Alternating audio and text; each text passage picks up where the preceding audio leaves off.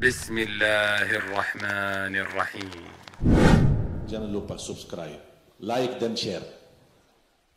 Dan salah satu yang menjaminkan mengundang rahmat Allah, berbanyaklah salawat kepada Nabi Muhammad.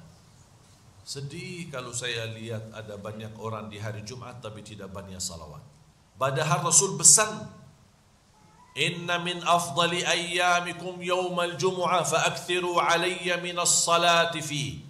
Sebaik-baik hari untuk kalian adalah hari Jumat, berbanyaklah salawat kepadaku di hari Jumat.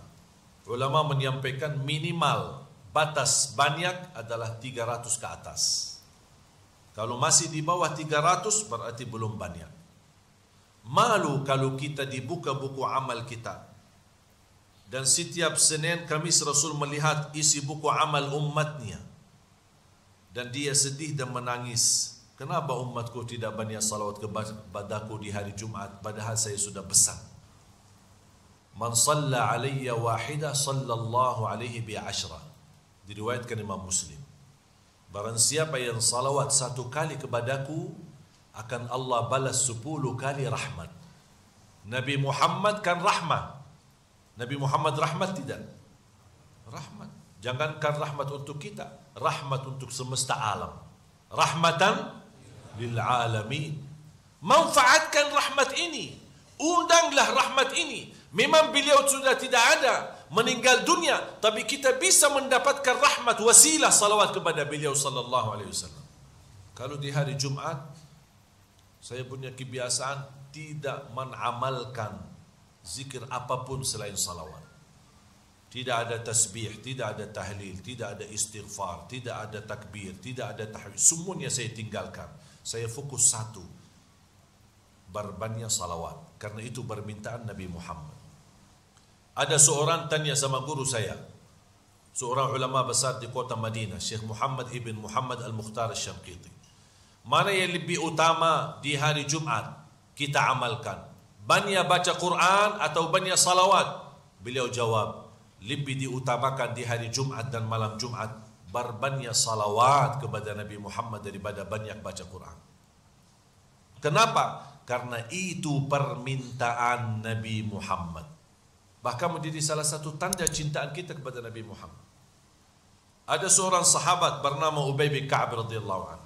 Ketika dia sudah memahami manfaat, berkahnya, keistimewaannya, dahsyat anugerahnya, mendapatkan salawat itu, dia berkata, ya Rasulullah, karena inti daripada salawat adalah doa. Bahasa Arab, makna kalimat salat, as-salat lughatan ad-du'a.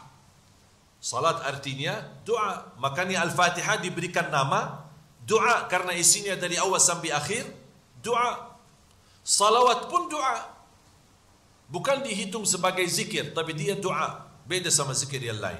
Bagaimana kita bisa memahami salawat itu doa?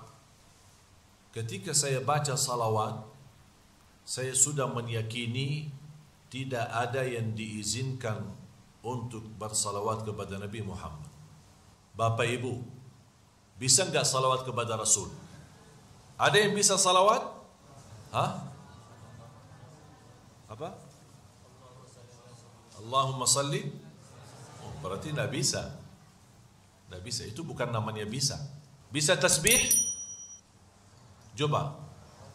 Subhanallah. Oh, bisa. Tahmid? Tahlil? Takbir? Bisa. Salawat?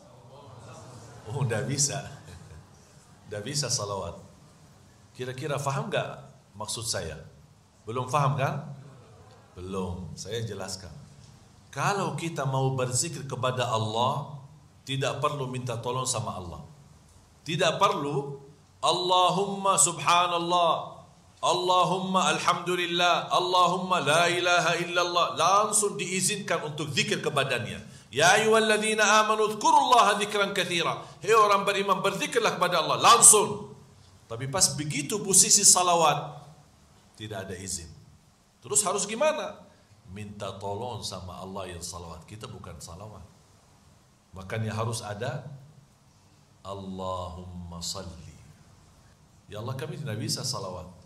Kita memohon pertolongan, ya Allah, Allah yang salawat. Kita hanya doa, berdoa, memohon kepada Allah agar Allah yang bersalawat. Makanya kata ulama, salawat hamba kepada Nabi Muhammad doa, dan salawat Allah kepada Nabi Muhammad pujian dan kemuliaan. Beda sama kita. Faham sekarang? Di situ keindahan salawat. Kenapa Allah tidak mengizinkan kita bisa salawat langsung? Saya mengambil, wallahu a'lam, karena tidak ada manusia yang layak atau bisa memberikan haknya Nabi Muhammad dan kemuliaan Nabi Muhammad.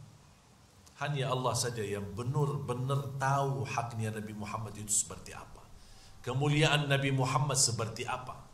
Kita tidak tahu. Selama ini kita berkata cinta Nabi Muhammad, ternyata cintaan kita masih biasa-biasa. Allah yang benar sungguh cinta Nabi Muhammad, makanya Allah tidak pernah berhenti. Bahkan satu-satunya ibadah dibandingkan seluruh ibadah, Allah memerintahkan hambanya untuk salat, tapi tidak ada ayat atau hadis menunjukkan Allah salat. Allah perintahkan haji, tapi tidak ayat yang menjelaskan Allah sudah haji. Allah perintahkan puasa, tapi tidak ada hadis atau ayat menunjukkan Allah puasa. Satu-satunya ibadah yang Allah perintahkan, tapi sebelumnya Allah sendiri laksanakan, itu salawat kepada Nabi Muhammad. Itu menunjukkan apa? Betapa mulianya Nabi Muhammad di sisi Allah. Inna Allah wa malaikatahu yusalluna ala nabi. Makanya ketika dengar ayat ini, semestinya kita bereaksi apa? Kan sering dengar khatib, Inna Allah wa malaikatahu yusalluna, terus kita jawab apa? Kalau kita dengar kalimat Inna Allah wa malaikatahu yusalluna ala nabi, kita jawab apa? Allahumma salli wa sallim alaihi, atau salli wa sallim barak. Salah. Saya sering perhatikan, apalagi pas khatib di khutbah kedua, Ibadallah, inna Allah wa malaikatahu yusalluna ala nabi, di masjid, Allahumma salli wa sallim sallallahu alaihi. Betul kan? Kurang tepat. Terus harusnya gimana? Karena inna Allah wa malaikatahu yusalluna ala nabi, berita gembira, menunjukkan posisi kemuliaan Nabi Muhammad di sisi Allah. Kalau ada berita gembira datang kepada kita, kita bilang apa? Apa? Alhamdulillah. Dapat terima telefon, Pak, anaknya lulus. Terus bilang apa? Inna lillahi wa inna ilaihi raji'un. Ini kan zikir kan? Zikir boleh, tapi kurang tepat. Terhadap berita gembira, kita layaknya ucapkan Alhamdulillah. Inna Allah wa malaikatahu yusalluna ala nabi. Alhamdulillah. Kita harus bangga mengucapkan Alhamdulillah, karena Allah telah memberikan Nabi kita, bukan Nabi umat lain. Nabi kita ini, kita harus bangga. Alhamdulillah, Nabi Muhammad ternyata mulia di sisi Allah, sampai Allah tidak berhenti bersalawat, sampai dikatakan yusalluna, fi'il mudhari' dalam bahasa Arab, artinya tidak terputus salawat. Beda sama kata salla sudah selesai salawat. Tapi kalau kata yusallun, terus menerus, tidak terputus.